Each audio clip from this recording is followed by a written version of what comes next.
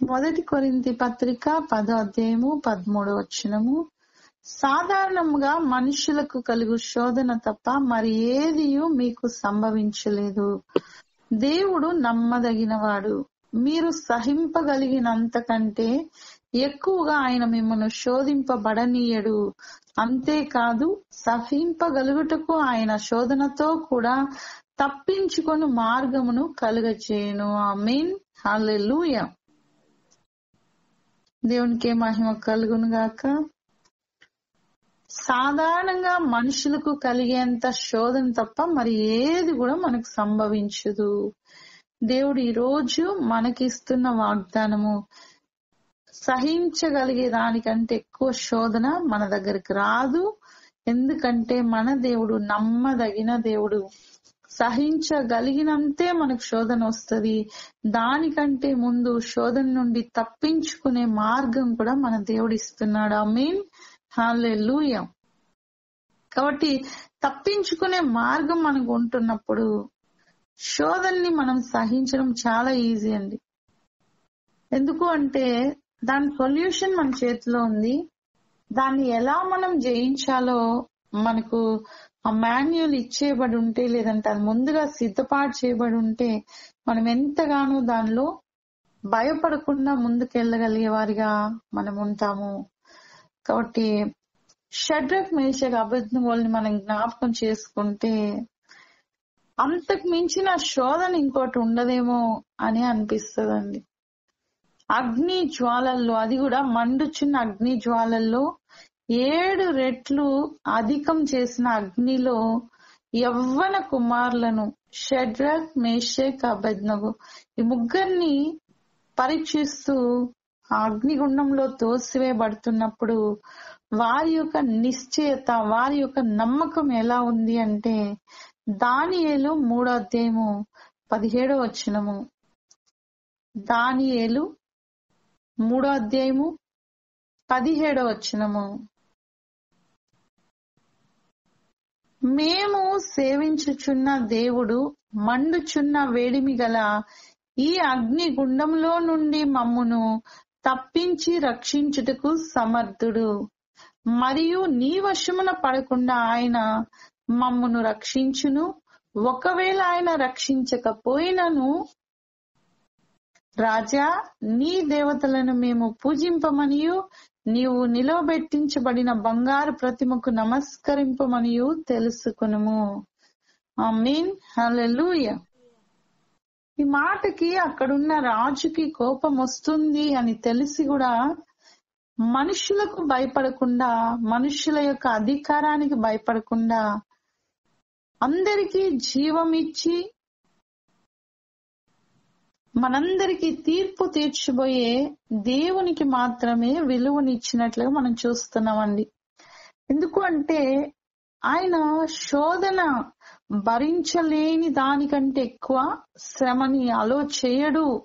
మన కొరకు దేవుడు అలో చేయడు. ఆమేన్. హల్లెలూయా. ఇక్కడ షడ్రక్ మేషక్ అబేద్నెగోలకి అగ్ని పరీక్షని దేవుడు అలో చేశాడు అంటే దానికి తప్పించుకునే మార్గం కూడా ముందుగా ఉంచి ఉన్నాడంటండి. ఏంటా మార్గము?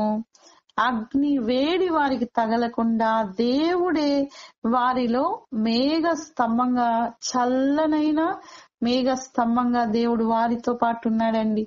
లేదంటే అసలు అగ్ని క్వాలిటీ ఏంటి? అసలు అగ్నికి ఏమైనా తెలుసా అండి? వీళ్ళు దేవుని బిడ్డలు, వీళ్ళు చెడ్డవారు అని అగ్నికి ఏమైనా తెలుసా?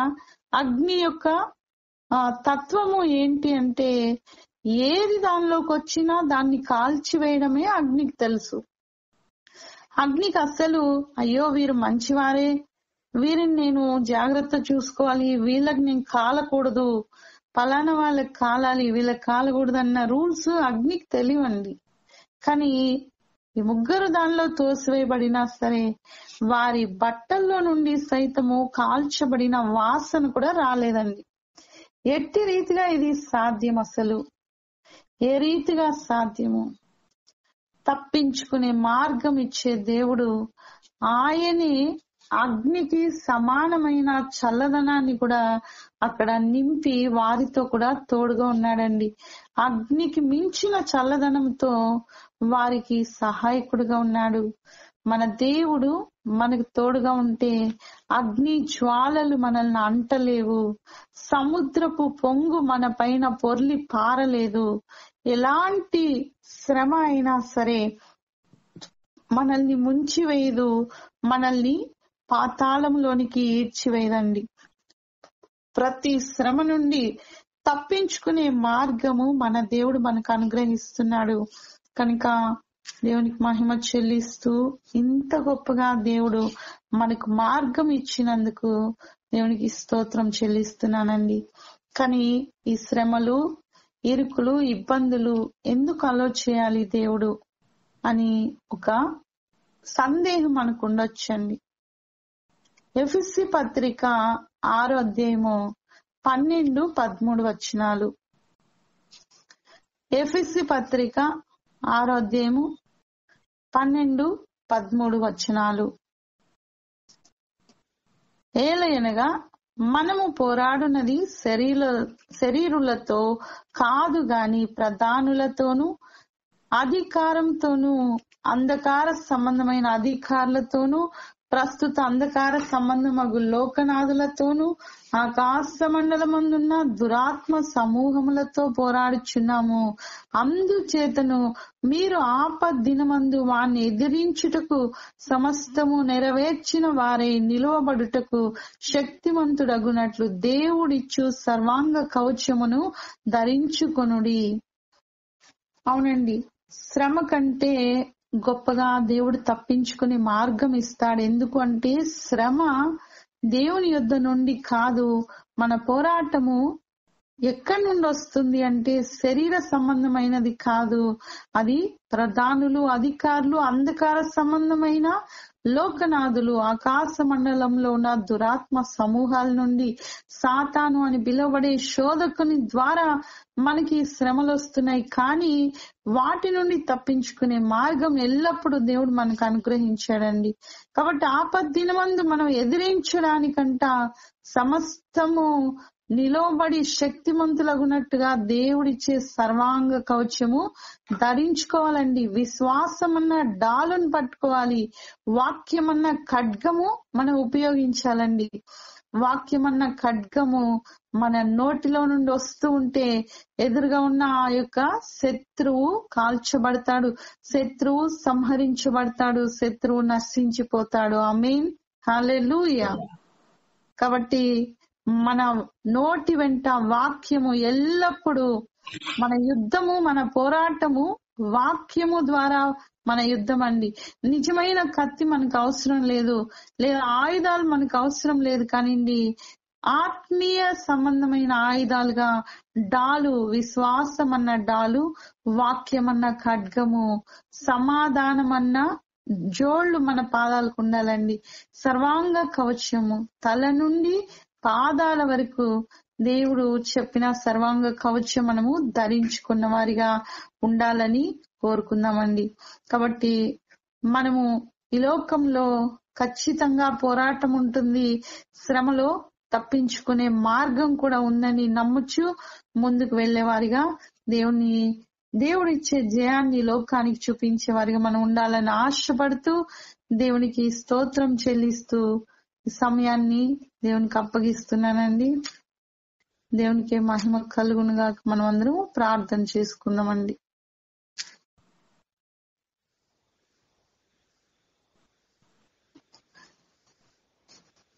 మహోన్నతుడా, మహాకృపా కనికరం కలిగిన దేవా, సర్వోన్నతుడా, సర్వశక్తిమంతుడా, జీవాధిపతి, మీకే స్తుతి స్తుతి స్తుతి స్తోత్రం నాయనా. అవునయ్యా, మీరు మాకు శోధనలో సహించలేనంత గొప్పవి మా పైకి రావని, సహించగలిగేంత శ్రమయే మా యొద్దకు వస్తుందని దానికి కూడా తప్పించు మార్గం మాకు ఇచ్చి ఉన్నారని నమ్ముచ్చు. మీకే స్తుతి స్తుతి స్తోత్రం చెల్లిస్తున్నానయ్యా. అవునయ్యా, షడ్రక్ మేషక్ అబేద్నెగోల యొద్దకు వచ్చిన ఆ శోధన ఎంతో భయంకరమైనది.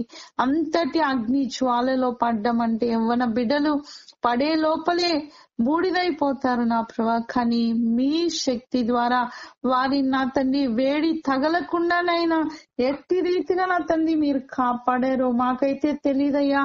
మా శరీరం కాల్చబడకపోవడం ఒకటి కాదు, వారు వేసుకున్న బట్టల్లో సైతము ఆ యొక్క కాల్చబడిన వాసన రాకపోవడము, వారి జుట్టు సైతము కాల్చబడకుండా అలాగే ఉండడం నాయనా. ఎంతో మహిమ కార్యాలు చేసే దేవుడు అయ్యా. మా కొరకు నిత్యము కనిపెట్టుకుని ఉన్న దేవుడు నా తండ్రి. విశ్వాసం కలిగి మేము నవ్వుటకు సహాయం దయచేయండి అయ్యా. మాలో గొప్ప విశ్వాసం దయచేయమని ప్రార్థిస్తున్నానయ్యా.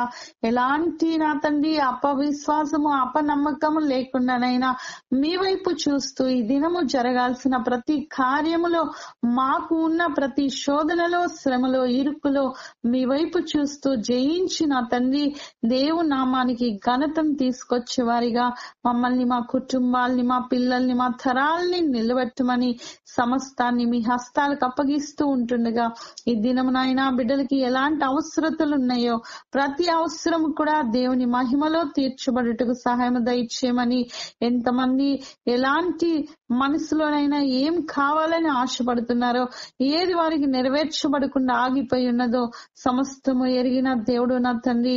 తప్పించుకునే మార్గం సిద్ధపరిచిన దేవా, ఎదుగునైనా సహించగలిగినంత వరకే అనుమతిస్తున్న దేవా, మీ నామాన్ని గణపరుస్తున్నాం. మేము పోరాడుతున్నది ఈ లోకంలో ఉన్న మనుషులతో కాదు కానివ్వండి, శరీరులతో కాదు కానివ్వండి, అంధకార లోక సంబంధమైన దురాత్మ శక్తులతో అని చెప్పబడి ఉంటుండగా వాటన్నిటి నుండి నైనా ఎదిరించి పోరాడుటకు సర్వాంగ కవచము ప్రతి బిడ కూడా దయచేయమని సమస్తాన్ని మీ హస్తాలకి, మీ అధికారానికి అప్పగిస్తూ యేసు శక్తి గల నామం అడిగి వేడుకొని పొంది ఉన్నాం తండ్రి. ఆమేన్, ఆమేన్, ఆమేన్. హల్లెలూయా.